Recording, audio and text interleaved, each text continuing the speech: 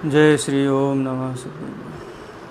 नमो अर्हन्ताणं नमो सिद्धाणं नमो आयर्याणं नमो वज्रायाणं नमो लोये सवसाहूणं नमः श्रीवर्धमानाय निर्धूतकलिलात्मने सालोकानां त्रिलोकानां यद्विद्यादर्पणायते। समाधि मरण के प्रकरण में 124 और 125 नंबर के छंद पर चर्चा हुई थी कि समाधि के काल में या मरण काल निकट आने पर किस प्रकार से समाधि धारण की जाती है। सम माने समता भाव पूर्वक, अधि माने अपने में रहना, अपना घर नहीं छोड़ना, अपना स्वभाव नहीं छोड़ना। उसकी चर्चा अपन ने कल की थी। 26 हो गया था। शोक भयम अवसादम क्लेदम कालुष्यम मृत्यु हित्वा। हाँ, ये 126 नंबर के श्लोक में भी ऊपर तो बताया था क्या करना चाहिए 124 और 25 में। 126 नंबर के छंद में ये बताया कि क्या नहीं करना चाहिए। किसी भी प्रकार का शोक, भय, अवसाद, स्नेह, कालुष्य, कालुष्य माने कलुषता, राग द्वेष की तीव्रता, अरति, अनुत्साह, ये नहीं, इनको छोड़ करके, और सत्व, उत्साह, उदीर्य। सत्व, उत्साह, उदीर्य। सत्व माने सत्व माने बल, उत्साह माने किसी भी प्रकार का मन में खेद ना हो करके बल और उत्साह को प्रकट करके श्रुत रूपी अमृत का पान करना चाहिए। श्रुत रूपी अमृत का पान करने पर सर्व गुण प्रकट हो जाते हैं समाधि के, और जो दोष हैं उनका भी परिहार हो जाता है। श्रुत का अवलंबन नहीं करेगा तो किसका करेगा। समाधि के काल में यदि श्रुत का अवलंबन है तो समाधि योग्य है। श्रुत का अवलंबन नहीं है तो क्रोध आएगा, मान आएगा, स्नेह आएगा, भय आएगा, बैर आएगा। जितने जीवन भर की जो नकारात्मक बातें हैं, जो कष्टकारक बातें हैं, उन बातों के अतिरिक्त कुछ याद नहीं आएगा। इसलिए दोनों कानों से श्रुत रूपी अमृत का पान करना चाहिए। मन को प्रसाद माने प्रसन्न रखना चाहिए। कहते हैं ना, पॉजिटिव सोचना चाहिए, पॉजिटिव सोचना चाहिए, क्योंकि वस्तु का स्वरूप पॉजिटिव है। वस्तु के स्वरूप में नकारात्मकता है ही नहीं।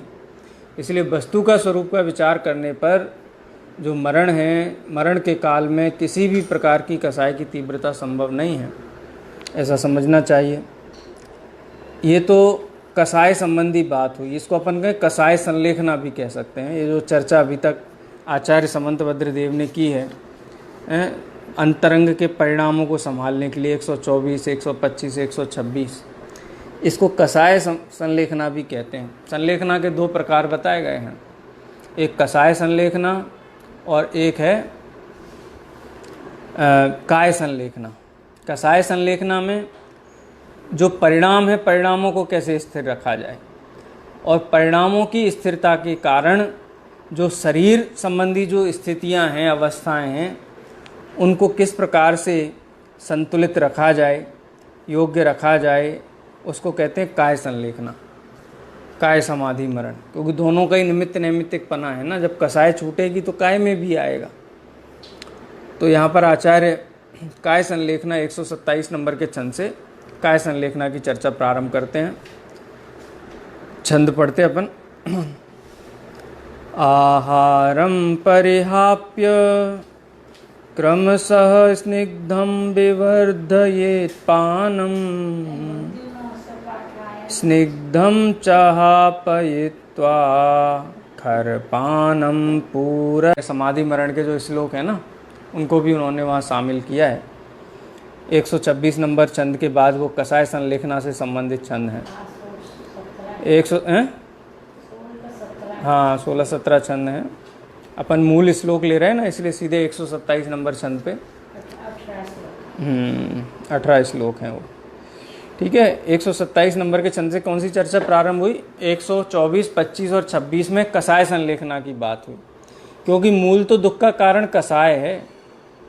काय किसी के लिए दुख का कारण नहीं है। भोजन करना या भोजन नहीं करना, जल लेना नहीं लेना, इसका सुख दुख से संबंध नहीं है।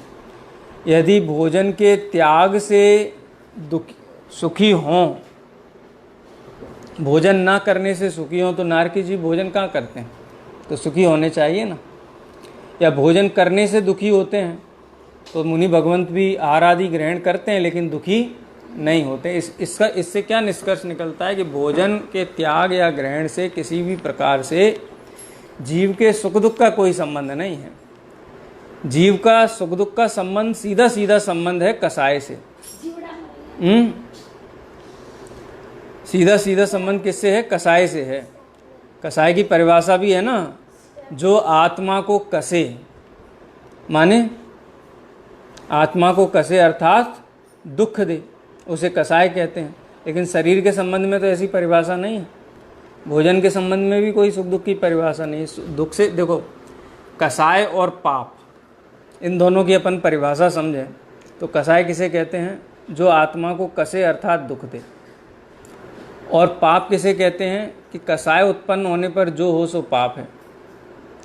दुख के कारण बुरे कार्यों को, कार्य कब होगा बुरा है, पाप कब करेगा, लोभ नाम की कसाय होगी तो पाप करेगा। बेटा देख के चला करो, नीचे है चौमासा है। क्या कहा कि कसाय तो है कारण और पाप है कार्य। मन में कसाय होगी ना, हिंसा कोई कब करेगा, क्रोध आएगा, अहंकार आएगा, मान आएगा कि मेरे से कैसे बड़ा हो सकता है, मेरे से आगे कैसे हो सकता है, द्वेषात्मक कसाय होंगी। अथवा लोभ में, किसी वस्तु के लोभ में हिंसा करेगा। जैसे जीव के लोभ में, स्वाद के लोभ में जीव क्या करता है, भक्ष का विचार नहीं करता है। त्रस्त स्थावर जीवों का बहुत घात होता हो तो भी विचार नहीं करता है। तो वास्तव में दुख है कसाय, और वो कसाय अंतरंग में होने पर 5 पाप 7 व्यसन ये प्रवृत्तियाँ होती हैं। सारे जो दोष दिखाई देते हैं ना वचन और शरीर के माध्यम से, वो सभी कसायों के कारण ही उत्पन्न होते हैं। इसलिए आचार्य अमृतचंद्र देव ने कसायों को ही हिंसा कहा, उन्होंने कार्य को हिंसा नहीं कहा। कार्य को तो कह दिया सूक्ष्मापि न खलु हिंसा पर द्रव्य निबंधनात् भवति पुंसा। कार्य से हिंसा नहीं है, हिंसा है कसाय से। मन में कसाय हो गई ना तो हिंसा हो गई। तो समाधि के काल में क्या संभालना चाहिए, आचार्य यहाँ समझा रहे हैं। हाँ, क्या संभालना चाहिए पहले, तो पहले परिणाम संभालो। परिणाम कैसे संभलेंगे तो उसका उपाय भी बताया। शास्त्र रूपी अमृत का पान करने से स्नेह, बैर, संग, ये सब की इच्छाएं छूट जाती हैं, स्वरूप समझ में आता है ना। और कसाय छूट जाने पर आहार आदि का भी यथा योग्य त्याग होता है, उसका भी क्रम यहाँ दर्शाते। क्योंकि कोई भी शास्त्र है ना, वो शरीर विज्ञान से भी जुड़े हुए हैं कि हम तो कुछ नहीं खाएंगे, सब कुछ छोड़ देंगे। आचार्य नहीं कहते कि सब कुछ छोड़ दो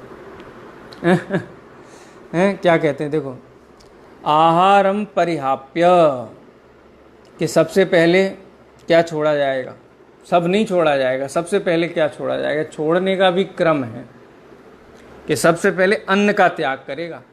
अन्न का त्याग क्यों करेंगे, अन्न ये जो मोटे रूप से जो हमने पहला छंद पढ़ा था ना, उपसर्गे दुर्भिक्षे जरसी रुजायाम च निप्रतिकारे, यहाँ उपसर्ग वाले कसाय और आहार के त्याग की बात नहीं है। जहाँ उपसर्ग होगा वहाँ तो आहार मिलेगा ही कहाँ पे, ये बताओ। उपसर्ग का काल होगा, संकट का काल होगा, वहाँ आहार का क्या, वो तो कसाय संलेखना ही धारण करनी है। वहाँ ये खाएंगे ये नहीं खाएंगे, अरे ऑप्शन ही नहीं है कुछ वहाँ। तो ये दुर्भिक्षे, अकाल के समय भी भोजन आदि का अभाव हो जाने पर वहाँ भी आहार की बात नहीं है कि हम अन्न नहीं खाएंगे, दुर्भिक्ष हो गया अन्न नहीं खाएंगे फल खाएंगे। अरे भाई दुर्भिक्ष हुआ है, कुछ खाने की वस्तु ही उपलब्ध नहीं है, वहाँ ये खाएंगे ये नहीं खाएंगे का प्रश्न नहीं है। ये मुख्य रूप से है वृद्धावस्था के लिए। और रुजायाम रोग के लिए तो फिर डॉक्टर के हिसाब से, चाहे वेद के हिसाब से, डॉक्टर के हिसाब से चलता है भोजन पान जो भी चलता है। और डॉक्टर जवाब दे देगा कि कहेगा कि नहीं अब नहीं है कुछ भी संभावना, उसके बाद ये प्रक्रिया शुरू होगी। तो मुख्य रूप से वृद्धावस्था और रोग की अपेक्षा से ये बातें कही गई हैं। यदि डॉक्टर ये कह दे कि पानी नहीं पीना है, पानी पिलाओगे तो पेट में नहीं जाएगा, सीधा फेफड़ों में जाएगा, तो ये क्रम वहाँ लागू नहीं होगा अन्न का। फिर ये क्रम मुख्य रूप से ऐसी स्थिति के लिए है जहाँ पर व्यक्ति वृद्धावस्था के कारण उत्साह के साथ में अपने परिणामों को संभालता है। मुख्य रूप से, गौण रूप से बाकी जगह यथा योग्य लागू होता है, अपने अपने विवेक से लागू होता है। लेकिन सबसे पहले आहारम, कवला आहार, अन्न का त्याग की बात की, क्योंकि अन्न का त्याग एक अवस्था आने पर होना ही चाहिए। क्योंकि हाँ, नहीं पाप वाली बात नहीं है, उसके अलावा पाप तो है सभी चीज़ों में है। आप फल खाएंगे तो उसमें भी पाप तो है ही ना। यहाँ है कि वृद्धावस्था हो जाने पर आते ही अन्न को नहीं सहन कर पा रहे हैं तो भी खिलाओगे तो क्या होगा? वो उल्टा आयुष्य को और कम करेगा, शरीर को क्रश करेगा, धर्म की आराधना को बाधित करेगा, परिणामों को स्थिर नहीं रहने देगा। आंतों की सामर्थ्य कम हो जाने पर जो चीज़ आंतों को नहीं रुचे, नहीं जमे, उस वस्तु का त्याग करना है ना ख्याल में। जो चीज़ पचती ना हो उस वस्तु का त्याग करना। जो वस्तु ना पचती हो वो खाएगा तो क्या किसकी श्रेणी में आएगा पता? अभक्ष की श्रेणी में आएगा, अनिष्टकारक अभक्ष में आएगा। वेद ने कह दिया कि जठराग्नि बहुत मंद है और अन्न लेंगे तो वो अवगुण करेगा, सड़ेगा पेट में जा कर के और ज़्यादा तकलीफ करेगा। तो सबसे पहले अन्न का त्याग कहा गया है, क्योंकि शरीर की अवस्था के अनुसार सभी शरीर के अंदर जो तंत्र उपतंत्र जो भी शरीर के अंग हैं, अंदर जो पेट को पाचन करने वाले हैं, ग्रंथियाँ रस ही नहीं छोड़ती हैं जिससे अन्न को पचाया जा सके, ग्रंथियाँ शिथिल हो गई हैं। तो ऐसी स्थिति में जो सुपाच्य नहीं है, इस प्रकार के अन्न का प्रथम अवस्था में त्याग होता है, क्योंकि अन्न ग्रहण करने पर शारीरिक प्रतिकूलता बढ़ती है और शारीरिक प्रतिकूलता होने से धर्म आराधन डिस्टर्ब होता है, बाधित होता है। ये वैज्ञानिक क्रम है, ये स्वास्थ्य विज्ञान के अनुसार क्रम है कि आंतें जब नहीं सपोर्ट करती हैं तो क्या लेना चाहिए? स्निग्धम पानम, स्निग्ध ही लेना चाहिए। स्निग्धम माने जैसे दूध आदि हैं। स्निग्धम पानम, स्निग्धम माने जो दुग्ध हैं अथवा इस प्रकार की चीज़ें हैं जिनको पिया जा सके। पानम कहा ना, पानम शब्द का प्रयोग है। स्निग्धम पानम, स्निग्ध पदार्थ का पान करना चाहिए, माने पीना चाहिए। फल आदि हैं अथवा जो चीज़ कम से कम जीवों की हिंसा, कम से कम आरंभ के साथ में अहिंसक रीति से तैयार हो सके, ऐसे पेय पदार्थ ही ग्रहण करना चाहिए कि फिर वो लेते ही रहना चाहिए। आप क्या सोच रहे हो कि युवा हो जाएंगे लेने से? शरीर तो शिथिल पड़ेगा ही जैसे जैसे आयु होगी। तो और भी शिथिल हो जाने पर विवर्धयेत, पहले क्या है, आहार अन्न को छोड़ देना चाहिए और पान को विवर्धयेत माने बढ़ाना चाहिए। भोजन में क्रमशः अन्न की मात्रा को कम करते हुए और पान की मात्रा को बढ़ाते हुए, विवर्धयेत शब्द का प्रयोग किया है, बढ़ाते जाना चाहिए। फिर क्रमशः स्निग्धम हापयित्वा, फिर क्रमशः जो पेय पदार्थ हैं, स्निग्ध पदार्थ हैं, उन पदार्थों को भी हापयित्वा माने छोड़ करके खर पानम, खर माने गुनगुना, पानम माने पानी, गुनगुना पानी पीना चाहिए। छाछ बोलते हैं, गर्म की हुई छाछ, गर्म पानी, इससे क्या होगा? इससे शरीर एकदम सही रहेगा। शरीर कसने, कई लोग होते हैं ना, बोले पता ही नहीं चला, बहुत दिनों से पेट में शिकायत बता रहे थे, पेट दुखता है खाना खाने के बाद में, लेकिन खाए जा रहे थे, सवेरे देखा तो जी छूट गया, है ना ख्याल में। क्यों? क्योंकि शरीर अन्न को एक्सेप्ट करने की कंडीशन में नहीं होने पर अन्न को छोड़ना हितकारी है। इसी प्रकार से जो पेय पदार्थ हैं, स्निग्ध पदार्थ हैं, गरिष्ठ पदार्थ, दूध आदि जैसी चीज़ें हैं, उनको भी पहले तो अन्न छोड़ करके बढ़ाना चाहिए, फिर उनको हाफिजता उनको कम करना चाहिए। किसको बढ़ाना चाहिए? खरपानम, छाछ को, गर्म पानी को, इनको लेना चाहिए। खरपानम, गर्म पानी को पूरयेत, इनके द्वारा अपनी पूर्ति करनी चाहिए। ये 2 छंद हैं वैसे, जैसे छंद 2 पीछे आए थे ना कसाय संलेखना के संबंध में, ऐसे ही काय संलेखना के संबंध में छंद नंबर 128 में उसी बात को आगे कहते हैं। खरपान हाप माना मपि कृत्वा कृत्वोपवासमपि शक्त्या पंच नमस्कारमना स्तनुं त्यजेत सर्वयत्नेन। फिर क्या करना चाहिए? खरपानम हापनाम, माने जो गर्म पानी था, छाछ आदि थी, उसका भी त्याग करना चाहिए। हापनाम माने हापनाम कृत्वा, त्याग करके, शक्त्या, शक्ति के अनुसार, उपवासम, उपवास करना चाहिए, माने उनका भी त्याग करके परिणामों को स्थिर करना चाहिए। सर्वयत्नेन पंच नमस्कार मनाह तनुम त्यजेत, पंच नमस्कार के स्मरण पूर्वक शरीर को छोड़ना चाहिए।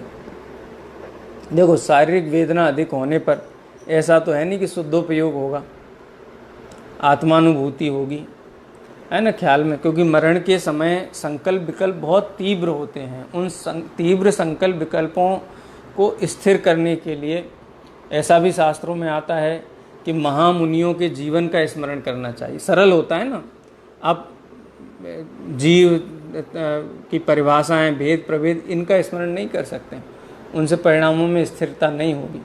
वो तो अभ्यास की, समझने की वस्तु है। लेकिन ये अलग तरीके का अभ्यास है, ये प्रैक्टिकल अभ्यास है। तो मरण के समय महामुनियों का जीवन चरित्र सुनना चाहिए। सुकौशल मुनिराज, सुकमाल मुनिराज, शरीर कितना कोमल था उनका, लेकिन विरक्त होकर के वन में जाकर के खड़े हो गए स्थिर हैं खड़गासन में, और सियालिनी और उसके 2 बच्चे खाते रहे उनको, उनके पैर को 3 दिन और 3 रातों तक निरंतर खाते रहे, लेकिन वो चिगे नहीं, अपने स्थान से अस्थिर नहीं हुए। और जब शरीर के ऊपर का भाग उन्हें खाना प्रारंभ किया, तब जो माने कहते हैं शरीर, तब उनके जो प्राण हैं वो छूटे, लेकिन उन्होंने अपने उपयोग को अस्थिर नहीं होने दिया। सुकौशल मुनिराज हैं, सनत कुमार चक्रवर्ती हैं, कितने ही मुनि भगवंत हैं जिनके ऊपर मरण पर्यंत उपसर्ग होने पर भी उन्होंने परिणामों को मलिन नहीं होने दिया। इसी प्रकार हे भव्य जीव, तुम ऐसे महामुनियों के जीवन का स्मरण करो। महामुनियों का जीवन का स्मरण करने से परिणाम स्थिर रहेंगे। और क्या करो? पंच परमेष्ठियों के स्वरूप का स्मरण करो, पंच नमस्कार मंत्र का ध्यान करो। अब ये आहार से लेकर के और उपवास तक की प्रक्रिया का, ये शास्त्रों में समय कितना कहा है? 12 वर्ष कहा है। ऐसा नहीं कि सवेरे अन्न छोड़ दिया, शाम को ये छोड़ दिया, दूसरे दिन तीसरे दिन, ऐसा नहीं।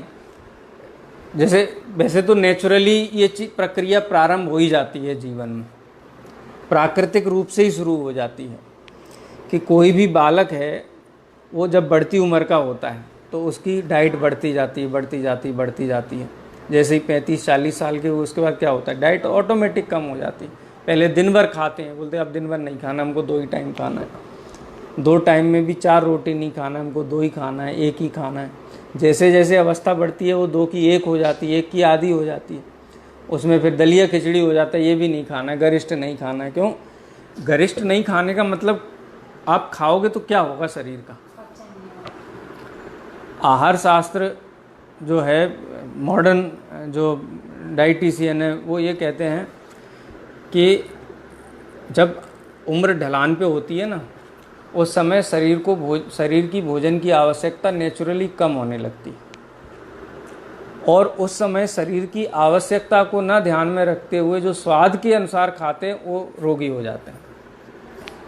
उनको डायबिटीज़ हो जाएगा, उनको हार्ट का प्रॉब्लम हो जाएगा, थायराइड हो जाएगा, ये कोई ना कोई समस्या आहार के कारण ही उत्पन्न होती। जैसे बढ़ती उम्र में आहार शरीर की वृद्धि में निमित्त होता है ना, वैसे ही घटती उम्र में आहार का त्याग शरीर की स्थिरता में निमित्त होता है। ये आहार विज्ञान का नियम है। एक आयु के बाद ऐसा कहते हैं कि हम जितना भोजन करते हैं उसका 65% तो व्यर्थ, वो शरीर को गुण नहीं करता है, अवगुण करता है, शरीर को साधता नहीं है, शरीर को बिगाड़ता है। 35% भोजन ही शरीर को पोषण देता है। और जैसे जैसे अवस्था बढ़ती है वैसे वैसे भोजन की अधिक मात्रा शरीर के लिए हानिकारक और घातक होती चली जाती है। यानी आहार की मात्रा का घटना ये प्राकृतिक रूप से शुरू हो जाता है। शरीर तो रिएक्ट करने लगता है। पहले कितना भी खा लेते थे, नहीं बेचैनी, अभी खा लें, शाम को भोजन कर लेना, जिस दिन पेट भर के उस दिन रात को बहुत तकलीफ होगी। हाँ हाँ तो ये जो काय संलेखना है ना, काय संलेखना तो शरीर करवा ही लेता है, लेकिन जिनकी गृद्धता बहुत है, अविवेकी बहुत है, विचारशील नहीं है, शरीर का स्वास्थ्य का ध्यान रखना ये जैन दर्शन का ये आदेश है आचार्यों का। शारीरिक स्वास्थ्य को बिगाड़ करके कोई भी जीवन में कार्य नहीं करना चाहिए। क्यों? क्योंकि शारीरिक स्वास्थ्य बिगड़ने पर आराधना बाधित होती है, धर्म की आराधना बाधित होगी। तो धर्म की आराधना यदि निरापद करनी है, बिना किसी डिस्टरबेंस के करनी है, तो आयु के हिसाब से अपनी जीवन शैली में भी परिवर्तन होना चाहिए। बालक की, जैसे नवजात शिशु होता है, उसको नींद की ज़्यादा ज़रूरत होती है, आवश्यकता अधिक होती है उसको। 20-20 घंटे तक, 22-22 घंटे नहीं सोएगा तो विकसित नहीं होगा, और बहुत जागेगा तो बाद की आयु में उसको तकलीफ होगी। तो जैसे जैसे बड़ा होता है उसकी निद्रा कम होती है। जैसे जैसे व्यक्ति की उम्र बढ़ती जाती है तो निद्रा आदि, माने ये संलेखना खाली भोजन से ही संबंधित नहीं है। संलेखना में शरीर की हर क्रिया प्रतिक्रिया का ध्यान रखा जाता है। ऐसी क्रियाओं से बचने का उपदेश आचार्यों ने दिया है जिससे धर्म की आराधना बाधित होती है। सीधा सीधा संबंध है। इसलिए 12 वर्ष तक की स्थिति का कथन किया गया है। 12 वर्ष की स्थिति तो बुद्धिपूर्वक करता है, उसके पहले तो अबुद्धिपूर्वक तो शुरू हो ही जाता है, और जो नहीं करता है वो रोग में पड़ता है।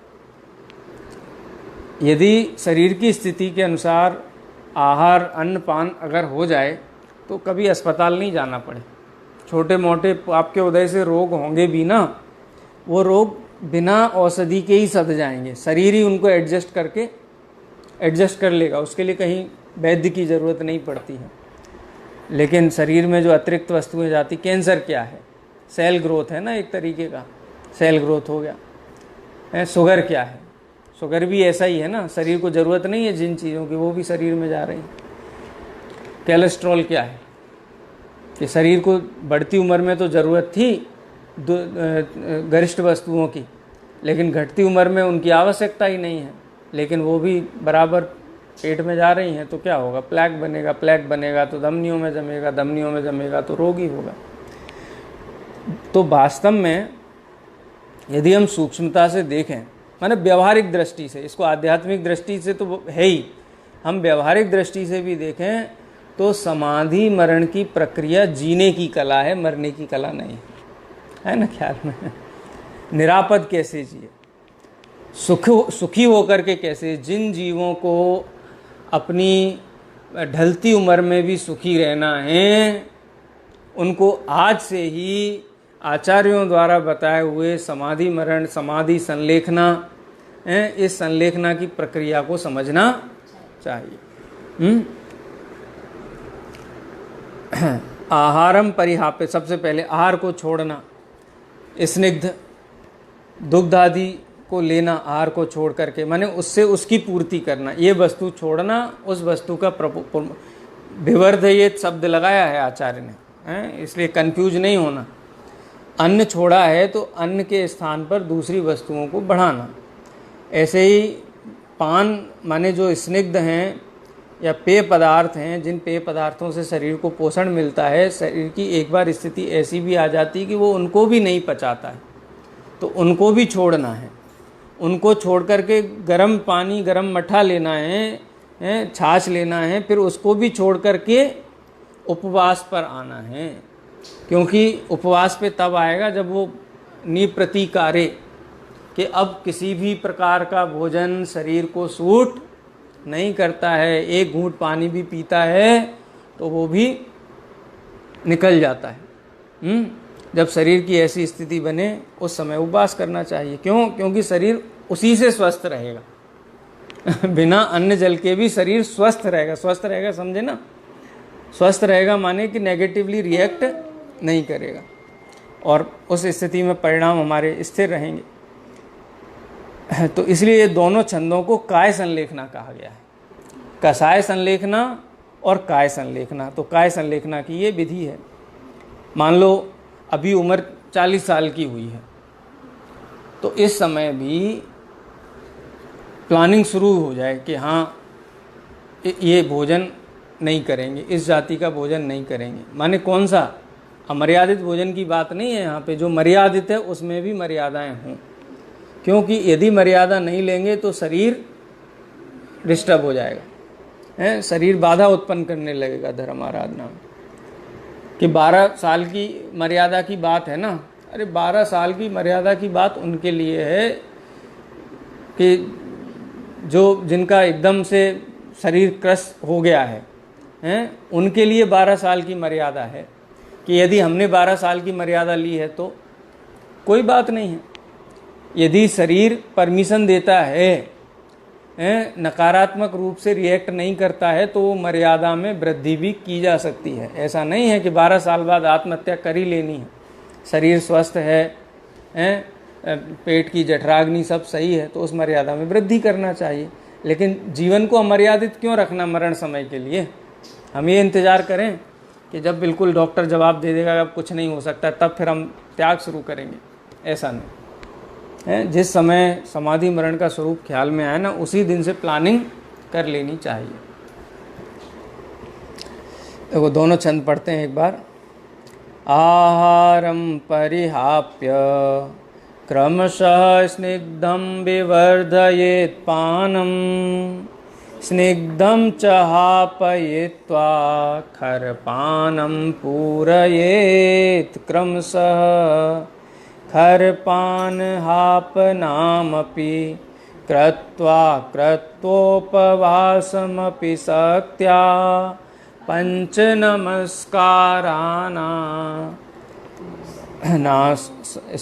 तनुं त्यजेत् सर्वयत्नेन। कि जब बिल्कुल मरण समय निकट आ जाए, पंच नमस्कार मना, कि पंच नमस्कार में मना माने अपने मन को लगाते हुए, वहाँ पर उपयोग को स्थिर रखते हुए, तनुम त्यजेत शरीर को छोड़ना चाहिए। पूरा काम जागृत अवस्था में संपन्न होना चाहिए। बेहोश कौन हो जाता है? हैं? जो आचार्यों के द्वारा बताई हुई विधि के अनुसार अपने जीवन को नहीं संवारता है, उसके प्राण अचेत होकर के छूटते हैं। और जो शास्त्र में बताई हुई विधि के अनुसार काय संलेखना धारण करता है, वो जीव सचेत अवस्था में प्राण छोड़ता है। परिणाम अंत समय तक परिणामों का विचार और ख्याल रहता है। तो इसलिए विज्ञान हुआ ना, शरीर विज्ञान है, ये जीने का विज्ञान है। कहते हैं मरने की बात करते हैं, कोर्ट में केस पहुंच गया, ये जैनी तो मरने की बात करते, आत्महत्या की बात करते। अरे आत्महत्या की बात नहीं है, ये जीने की बात है, स्वस्थ जीवन। लोग तो ये भावना भाते कि भाई हम चलते फिरते ही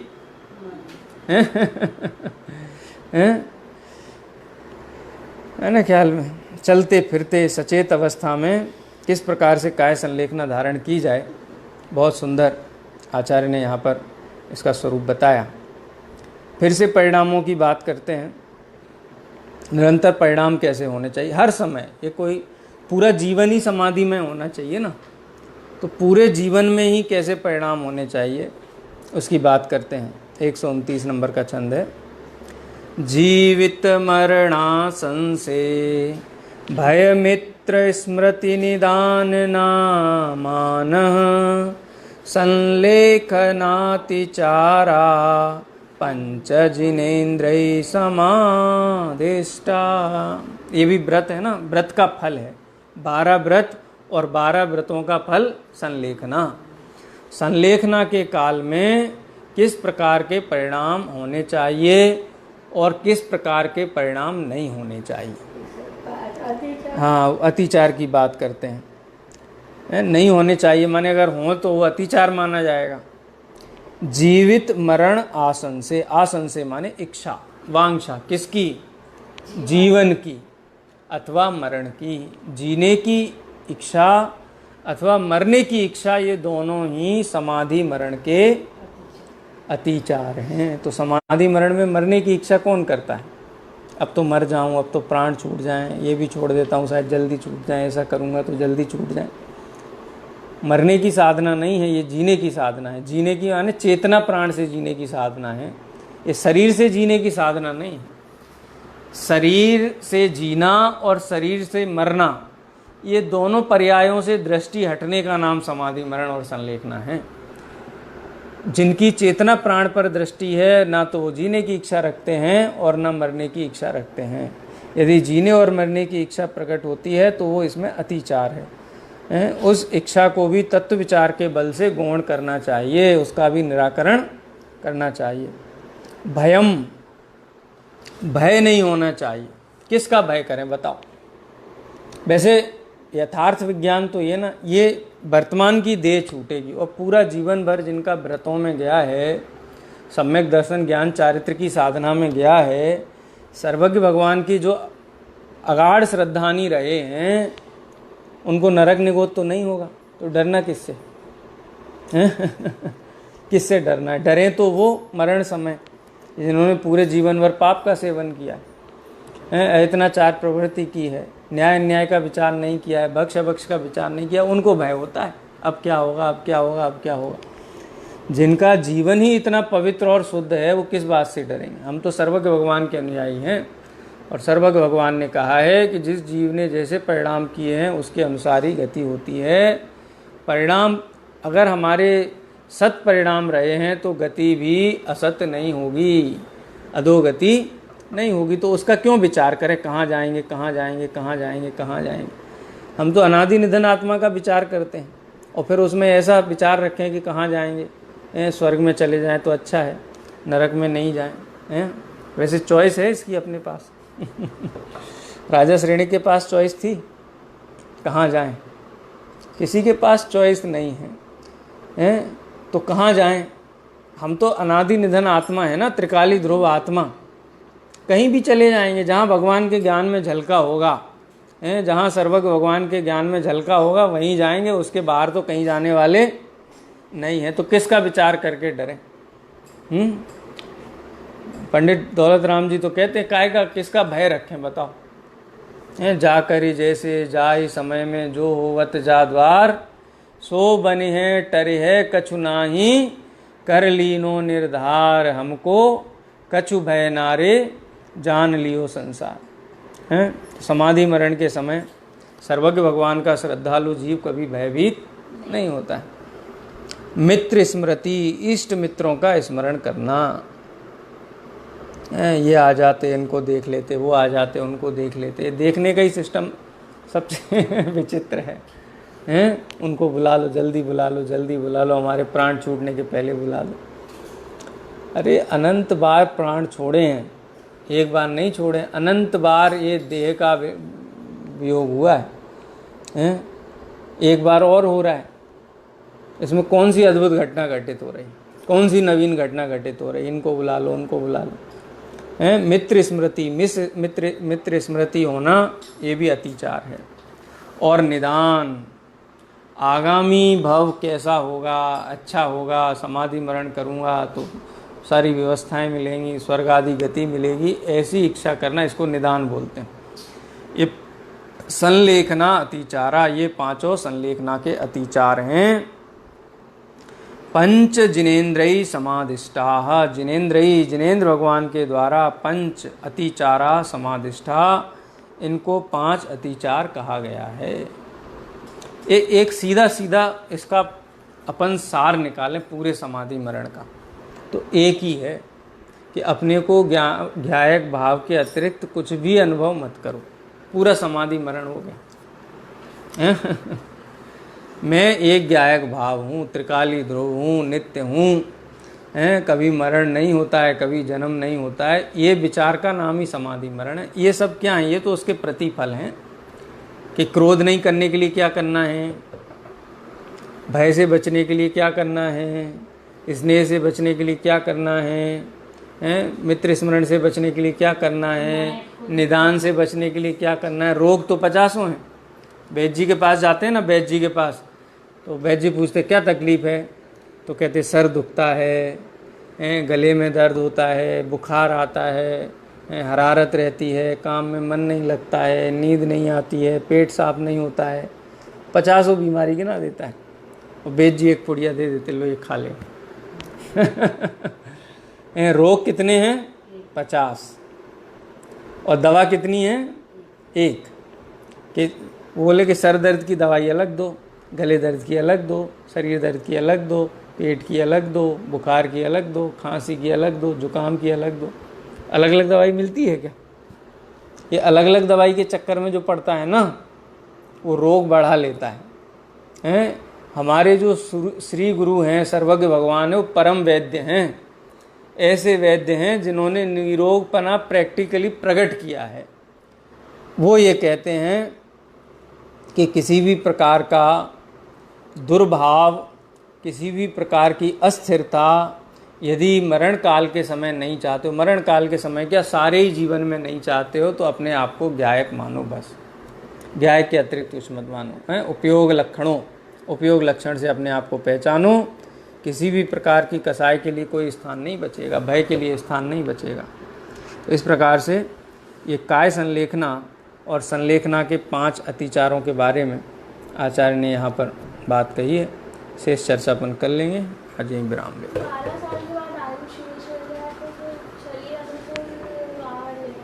हाँ, शरीर के अनुकूल ही चलता है, शरीर के अनुकूल ही चलता है। शरीर एक ये भी है कि 12 वर्ष की तो बहुत लंबी अवधि है ना। कैसे निर्धारण करें, 12 साल का? जिंदा रहेंगे। तो इसका मतलब ये है कि वो प्रक्रिया तो प्रारंभ कर ही देनी है। 12 वर्ष बाद शरीर, देखो इसको बड़ी सूक्ष्मता से हमको समझना चाहिए। कई माने उम्र ऐसी होती है कि अन्न पच रहा है शरीर को, तो त्याग करना चाहिए कि नहीं करना चाहिए? हैं? डॉक्टर कहता है कि कोई समस्या नहीं, आप तो खाओ आराम से, आपका शरीर एक्सेप्ट कर रहा है। मतलब कैसे? कोई किसी की आयु 60 साल की है, तो उसको कैसे पता चलेगा 48 साल की उम्र में कि मुझे 12 साल की संलेखना लेनी है?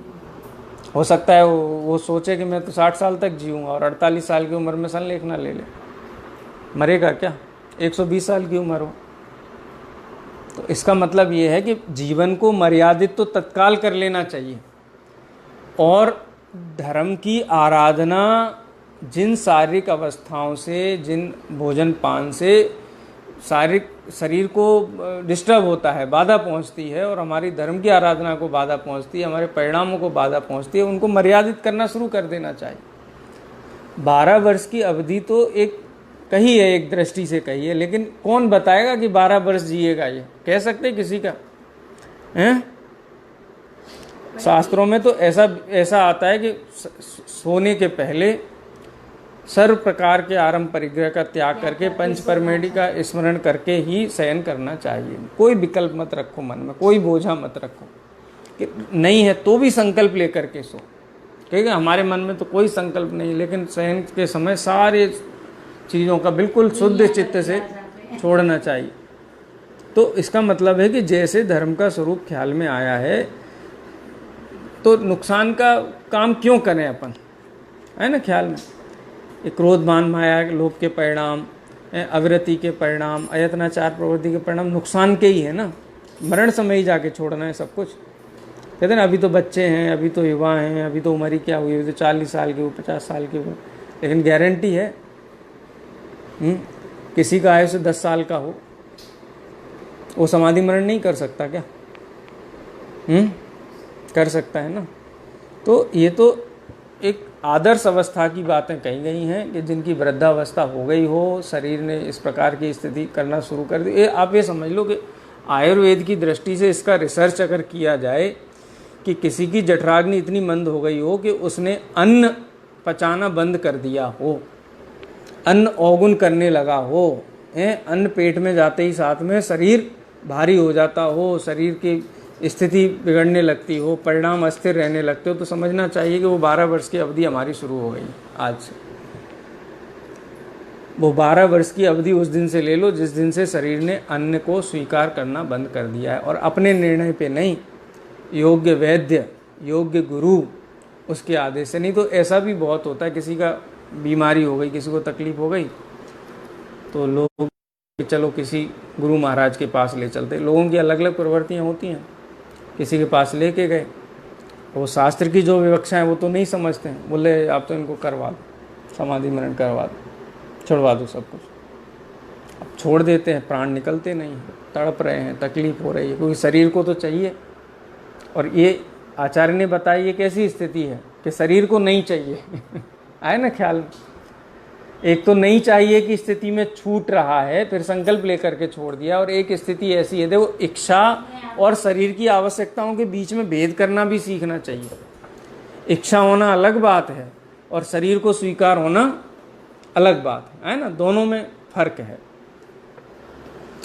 तो ऐसे छोड़ दो और स्वरूप जानते जानते छूट जाए, दोनों फर्क है ना। हाँ, नहीं, एक हुआ, एक घटना, मेरे मित्र हैं शास्त्री, उनका फ़ोन आया एक दिन, बोले कि हमारे फूफा जी हैं, उनको ऐसा ऐसा हुआ और उनको समाधि का नियम दिलवा दिया, लेकिन देख के लगता है कि इनको तो कुछ होने वाला नहीं।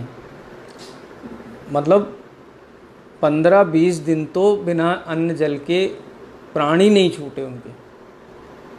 15 दिन की अवधि बहुत लंबी होती है। इसका मतलब ये है कि वो योग्य रूप से त्याग नहीं किया गया। नी प्रति कार्य वाली जो कंडीशन लगाई थी ना, हाँ, शरीर छोड़ देता है, जल मुंह में डालोगे जाएगा ही नहीं, त्याग करवा दो जल का, है ना ख्याल में। मतलब बहुत वैज्ञानिक है, व्यवस्थित है, क्लेश नहीं है बिल्कुल, इसमें क्लेश नहीं होना चाहिए। हाँ, सहजता है पूरे इसमें।